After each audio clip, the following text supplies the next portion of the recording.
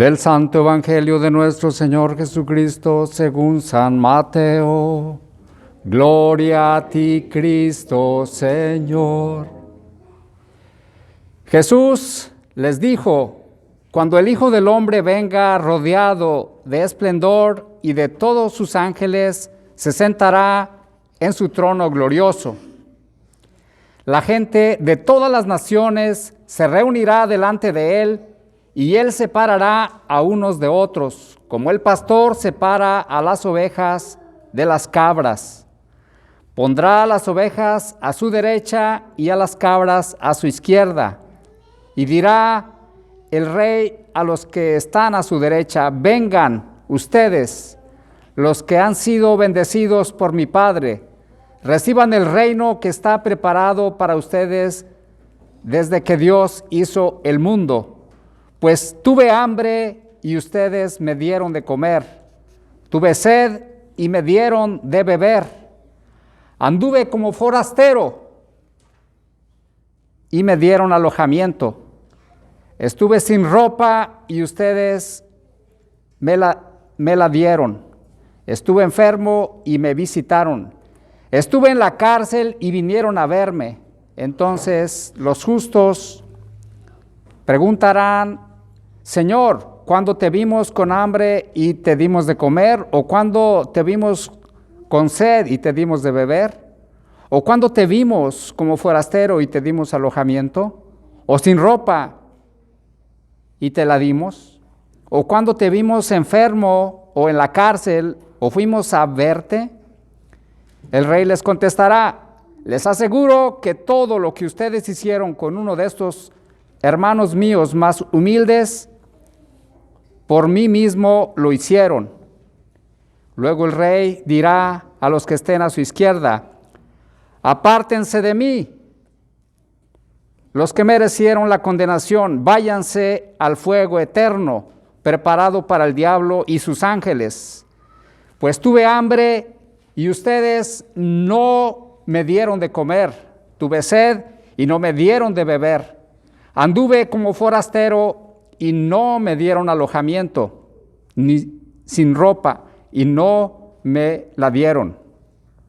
Estuve enfermo y en la cárcel, y no vinieron a visitarme.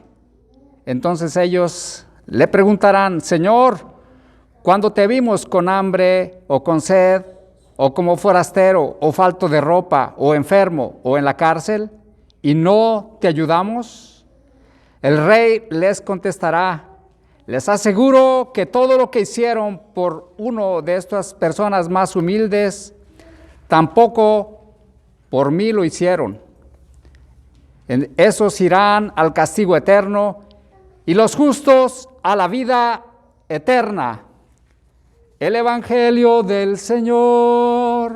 Te alabamos, Cristo Señor. Aleluya al Señor, aleluya al Señor. Canta aleluya, canta aleluya, canta aleluya al Señor.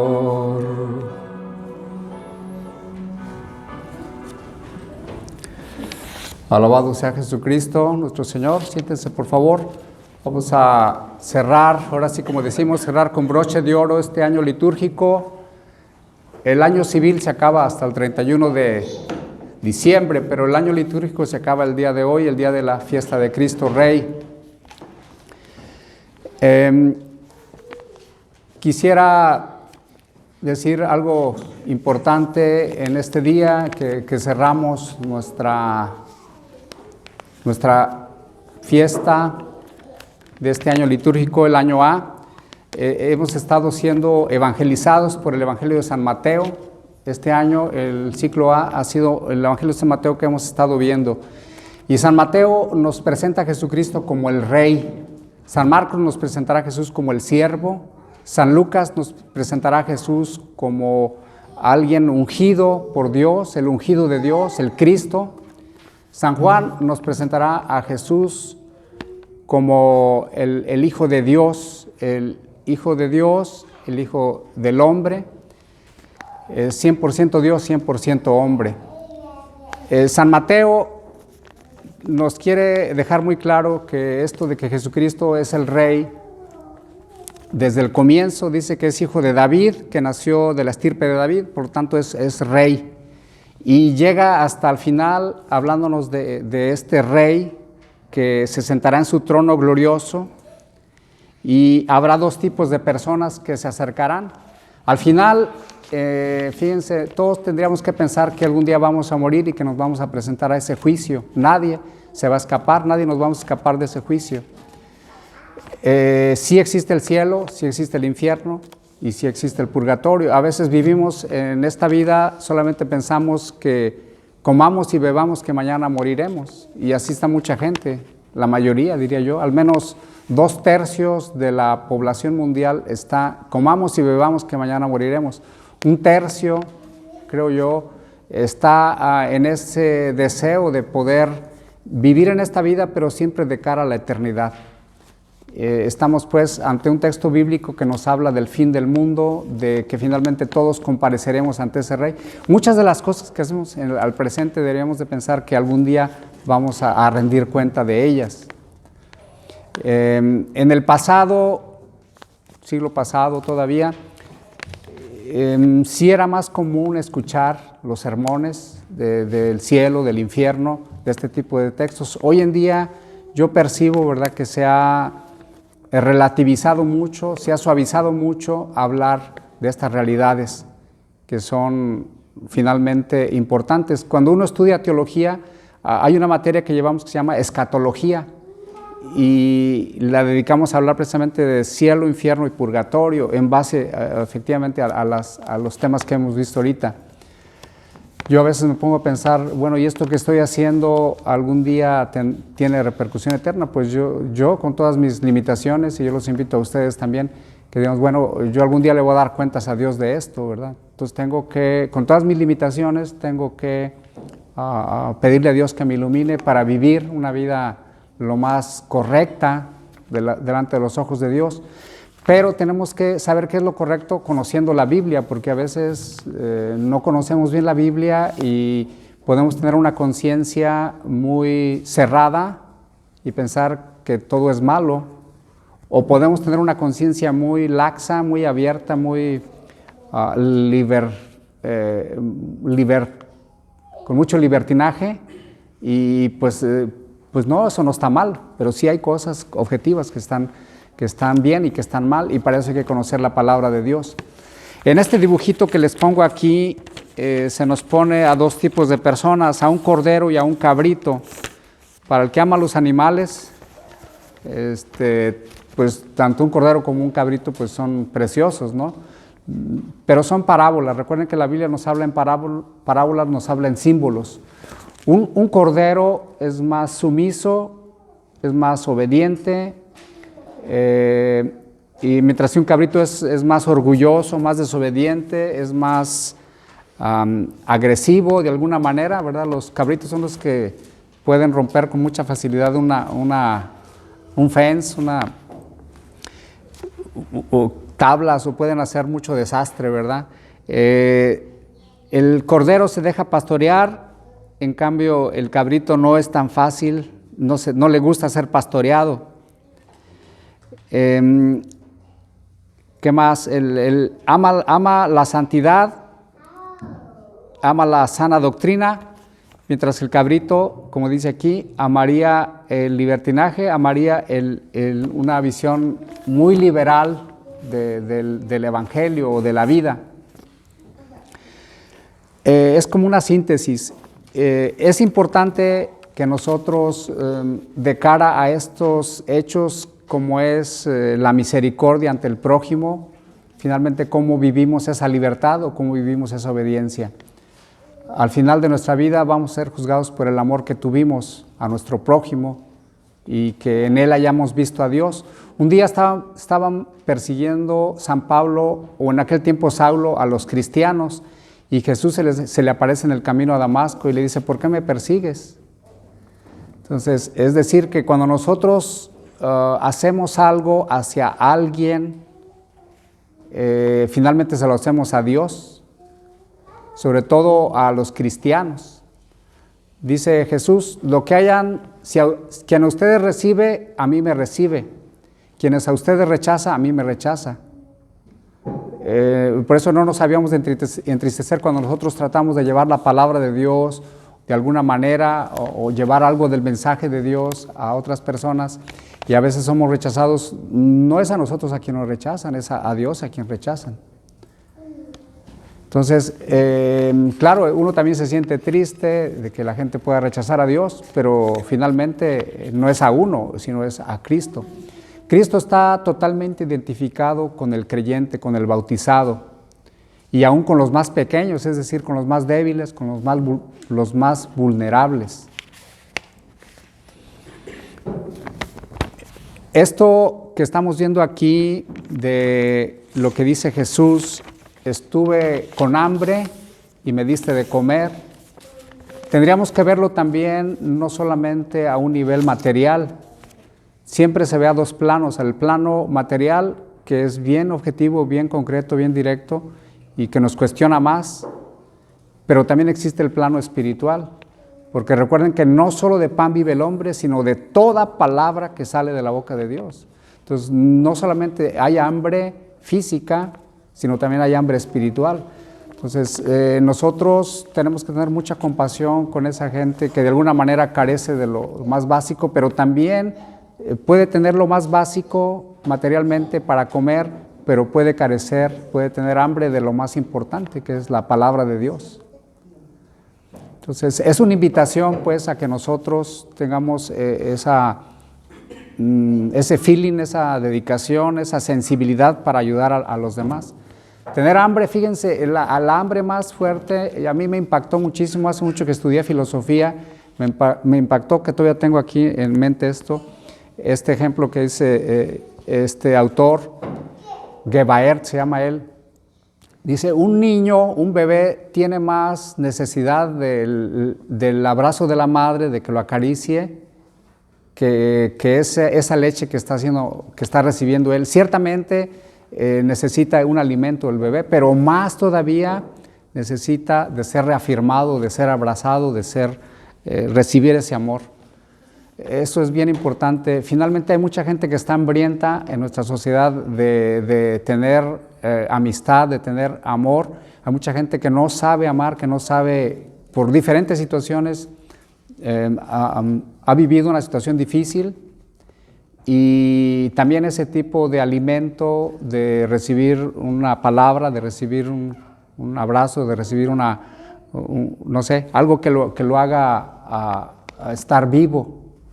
Cuando tú le dices a alguien que lo amas, le estás diciendo no vas a morir, eres importante, eres valioso. Entonces no solo de pan vive el hombre, entonces alimentar no solamente en un plano material, que sí también es bien importante, porque ahí les va una cosa que yo, con toda mi ignorancia y burrez que puedan verme, yo en mi vida he visto, sobre todo en esta región del mundo, en Latinoamérica, estamos en Estados Unidos, pero aquí seguimos viviendo en esa misma dimensión. En la iglesia, en la espiritualidad, ha habido dos corrientes, una muy materialista, la teología de la liberación, que se ha dedicado a liberar al hombre en lo material, y existe otra teología, la teología from above, se dice en inglés, que solamente se interesa por el hombre espiritualmente. Y estas dos corrientes han sido una bendición, pero también han sido una de problemas en nuestra vida pastoral. Yo creo que el verdadero reto es hacerlo como Jesús lo hizo. Es verdadero Dios y verdadero hombre, verdadero espíritu y verdadera carne. Entonces, es abrazar esas dos corrientes. O sea, que no me salgan con que nada más materialmente voy a ser liberado, como lo propone el comunismo, el socialismo, y como muchos sacerdotes y líderes espirituales lo han hecho. Yo me voy a permitir decir algo que yo lo he dicho en algunas ocasiones. Actualmente hay una tendencia muy fuerte en la iglesia a solamente cuidar la parte material, y muchos líderes lo están haciendo. Y también ha habido un momento en la historia del cristianismo que solamente, pues sí, yo nomás te cuido a ti, pero espiritualmente, porque lo que se va a salvar es tu espíritu, ¿no? Pues Dios quiere que te salves de una manera que se atienda tu cuerpo material, tus necesidades materiales, afectivas, pero también tu necesidad espiritual, tu necesidad afectiva, necesidad que tenemos de Dios. Vamos a regresar, después de tuve hambre, dice, ustedes me dieron de comer, tuve sed y me dieron de beber. Esta sed sí también es de algo físico, volvemos a lo físico, pero también Jesús en la cruz dice, tengo sed. ¿Sí recuerdan que Jesús dijo, tengo sed cuando estaba en la cruz? Una de las 7 palabras. ¿Ustedes creen que sí? Obviamente Jesús era obvio que tenía sed, llevaba ya varias horas, casi 24 horas sin probar agua y con todos los latigazos y con todo lo que estaba viviendo, fue algo, ¿cómo no iba a tener sed? Pero Jesús no solo se refería a una sed material, sino a una sed de almas, de gente que se pudiera compadecer de alguna manera de Él y que pudiera de alguna manera sentir con Él y pues sí, de gente que estuviera cercana a Él. Sed de almas buenas, de gente que quiera vivir un camino correcto. Entonces, quitar la sed a alguien finalmente es también proveerle de esa agua que da el Espíritu Santo, de esa agua que son los sacramentos que nos dan la gracia de Dios, de esa agua que finalmente, como digo, es el Espíritu de Dios que se mueve en nuestros corazones. Llevar a la gente agua, pues a veces la gente se conforma con aguas turbias, con aguas amargas, con aguas hediondas. Se dice hediondas, ¿verdad? Pero allá en mi rancho dicen hediondas, es con H, ¿verdad? Para que se oiga más fuerte. Bueno, es llevarles esa agua del Evangelio, es agua pura, es agua clara, que es nítida. Entonces dice también, ustedes me dieron de ver, anduve como forastero y me dieron alojamiento. O sea, yo pienso que la casa de un cristiano, de alguien que profesa el cristianismo, debe ser una casa abierta para si alguien tiene necesidad alguna ocasión de estar en su casa, pues recibirlo. Hay muchas historias, ¿verdad? Sobre todo en el tiempo de los nazis que perseguían a mucha gente que no lo recibía. Y gente que sí se arriesgaba a recibirlos, incluso arriesgando su propia vida, ¿verdad? Recibir a muchos judíos que iban escapando. En el tiempo de los cristeros, ¿verdad? Que hemos visto esta historia, los que han visto la película, pues pasaba lo mismo, ¿no? Muchos cristeros que iban huyendo por su fe, por reconocer a Cristo como Rey y Señor, tenían que huir y pues ir buscando lugares donde pudieran ser ellos albergados. Entonces, sí se requiere un alojamiento material, pero también tú puedes alojar a otros en tu corazón, que en tu corazón haya cabida para más gente. Hay gente que es muy selectiva, dice, yo nomás este tipo de gente, esta gente es mi tipo y yo con ellos nada más me llevo súper bien. Estamos en el club de los perfectos, en el club de los bonitos, en el club de gente nice y los demás, pues como dice la canción por ahí, que se mueran los feos, ¿verdad? ¿Nunca han cantado esa canción? Hay una que dice que se mueran los feos, ¿verdad? Y con ritmo de salsa, no sé qué ritmo traigo, pero bueno, hay gente que se siente tan especial que solamente quiere tratar con gente especial, con gente buena, con gente perfecta. Pues tenemos que abrir nuestro corazón a tratar con todo tipo de gente, porque probablemente nosotros, esa gente que piensa así, sea la que más necesita ser acogida, porque no solamente se refiere a una belleza material, sino a una belleza espiritual, moral, que es finalmente la que más cuenta. Ahora, también yo pensaba que esto de ser forastero y ser alojado, también nosotros aquí como iglesia estamos construyendo una casa, un refugio espiritual y hay mucha gente que está como forastera, que no tiene un hogar espiritual. Ojalá pudiera encontrar en esta iglesia, el Espíritu Santo, un hogar. Trabajamos y hacemos cosas, actividades con el fin de que más gente pueda encontrar un lugar aquí. Estuve forastero y no me alojaste. Ojalá y nosotros, con el esfuerzo que estamos haciendo, logremos que más gente que está forastera, que está peregrinando en su vida, y no ha logrado encontrar a Jesús, pueda encontrarlo aquí con nosotros, encontrando la palabra de Dios y que se sienta pues amado por Él y juntos podamos construir un mundo mejor, una casa espiritual, moral y bueno, ojalá también podamos, como decía yo, en un momento dado también alojar a alguien más. Yo viví en Italia 6 años y a mí se me hacía algo impactante, ¿verdad? A veces los hijos, hoy escúchenme bien lo que estoy diciendo, los hijos de los italianos vivían por decir en el norte, allá en Milán, y venían a Roma a visitar a sus papás y llegaban a un hotel, háganme el favor. O sea, una cultura así que dices, pues esto no lo puedo digerir. Así te vengo a visitar papá, mamá, mangiare la pasta, ¿verdad? Y todo, pero pues, tú allá en el hotel y yo aquí, y te visito una tarde, un ratito, y ya después yo hago mis cosas, ¿no? Pues, no sé, como que no, que alguien me lo explique, pues, yo no lo digiero todavía. Entonces, vamos a esto, ya hablamos de ser forasteros y de construir y de alojar a la gente. Está hablando también de enfermos y de presos. Estuve enfermo y me visitaste. De alguna manera me hiciste sentir bien. La enfermedad pues es algo bien pesado, que todos necesitamos una oración, una mano, una medicina, necesitamos estar cerca del enfermo. Yo creo que si en alguien podemos encontrar a Dios es en el enfermo. Entonces, cualquier cosa que hagamos, lo hacemos por Jesús finalmente. Por eso dirán, ¿y yo cuando te vi enfermo, Señor? Si, no, ni siquiera los justos, los que hicieron las cosas bien, dice el Evangelio que se sorprendieron porque dijeron, ¿y cuándo te vimos enfermo, Señor? Si nunca te vimos así como tal. Te hubiéramos reconocido porque todo el mundo sabemos por las películas y por todo que Jesús tiene un tipo y fácilmente lo descubriríamos, ¿verdad? Este es Jesús. Pero Jesús está en esas gentes en su situación más precaria. O estuve en la cárcel, estuve encarcelado y no me visitaste, o sí me visitaste. Es difícil, yo sé, entrar a las cárceles, no es fácil, pero bueno, también allí podemos encontrar a Jesús y siempre, pues que podamos, que tengamos una oportunidad, hagámoslo. Es algo muy bonito, son experiencias muy bonitas. Pero bueno, dirán ustedes, bueno, pues yo no conozco mucha gente, familiares que estén en esa situación. Hay mucha gente.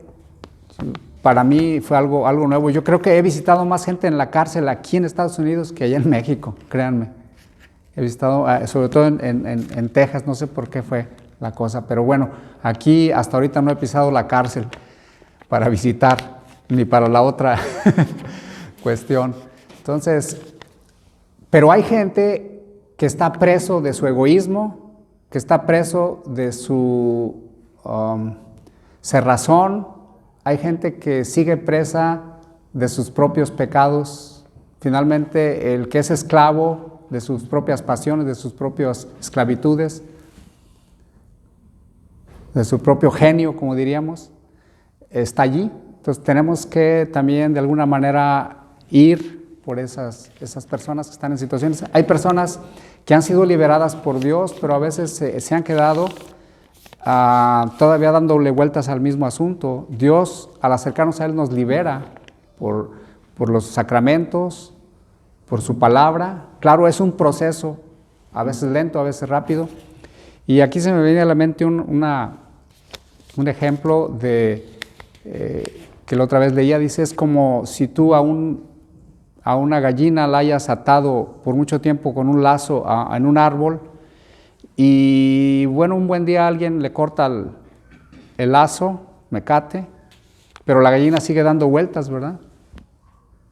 Ya se quedó acostumbrada a vivir así. Y a veces nosotros pudiéramos ser también eso, ¿verdad? Que Dios ya nos ha liberado, pero todavía seguimos allí como aves de corral, ¿verdad? Todavía no nos atrevemos a volar, todavía seguimos dando vueltas al mismo lugar, cuando Dios ya nos ha liberado. Pues terminemos pues pidiéndole a Dios, amados hermanos y hermanas, don de ver a Jesús en los más necesitados Y no solo en un nivel material, sino también espiritual, en los dos niveles.